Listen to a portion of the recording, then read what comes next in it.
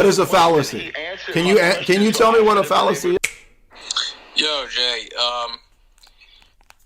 I just watched your debate with Eric Yara, and I think at the end, you were talking about the different assumptions between the Catholics and the Orthodox, the different paradigms, and how those paradigms led to Catholic theology. And I was just wondering if you could expand on that and kind of explain that.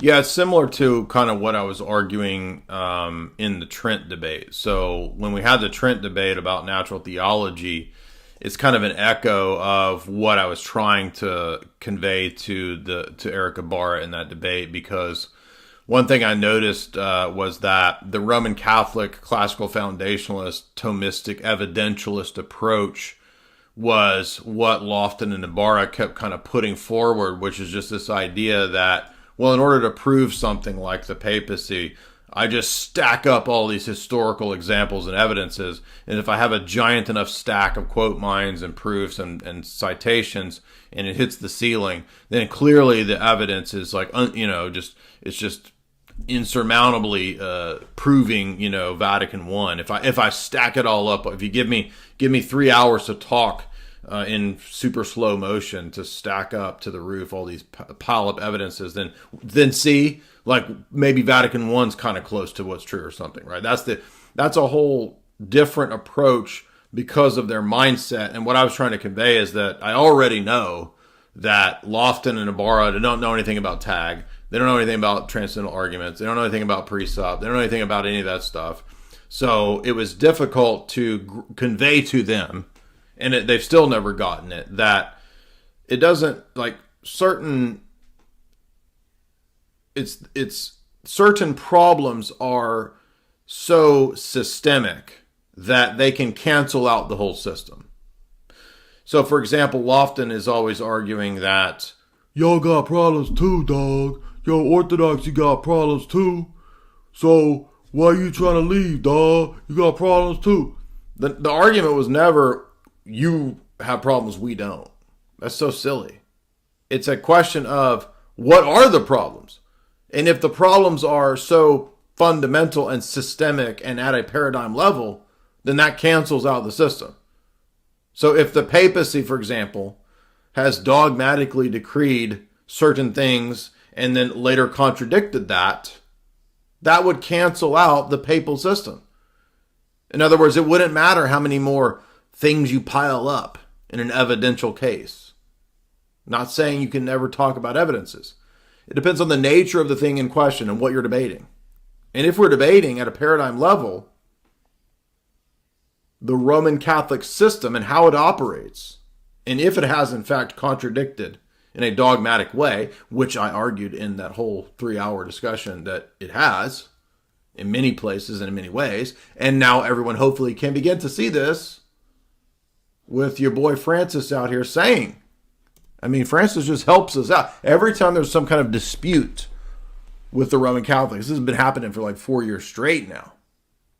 Something comes up, some big furor with the Roman Catholics comes up, and then Francis immediately, this is so weird, this never happened. It's like it's meant to be. I'm not literally saying Francis watches it. He didn't give a crap about what we talk about. What I'm saying is, it's just a weird providential thing that we always get help. Francis helps clarify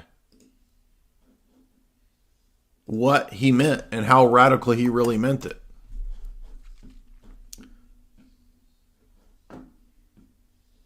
And what did he say the other day? Time to change. Too many trad cats in the Roman Catholic world in America who don't want to change. And that's what he just said the other day. Thank you, Francis. You come to the rescue, because when the Pope-splainers come to try to rescue you, here it is.